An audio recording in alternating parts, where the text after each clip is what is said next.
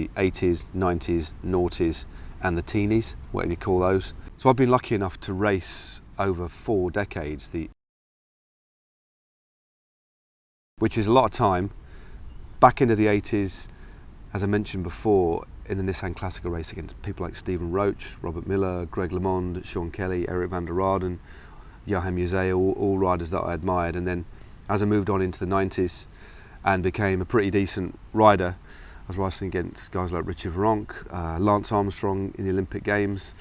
And then when I finally did my first big professional race, the first ever and only Grand Tour, the Giro d'Italia, I was racing against Marco Pantani, Mario Cipollini and all those guys. And then as I got a bit older, I did race against Bradley Wiggins, Mark Cavendish and Geraint Thomas. They're all kind of contemporaries. So I'm 48 now, but I've spanned 4 decades of racing. So, you know, that lot of those riders are long retired and legends of the sport, and a few are still riding at the top level now. So it's quite, when I look back, it's pretty cool actually who I've managed to cross swords with. Not beaten many of them at all, but at least I was there on the start line.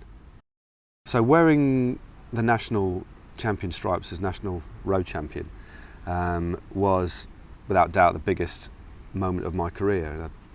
And I think it's just the iconic nature of the stripes. They're so hard fought for, and when you look, especially over recent years, some of the riders that have worn those stripes, and I've got one of those jerseys hanging up in the cupboard, which reminds me I do need to frame it. I still haven't bothered to frame it.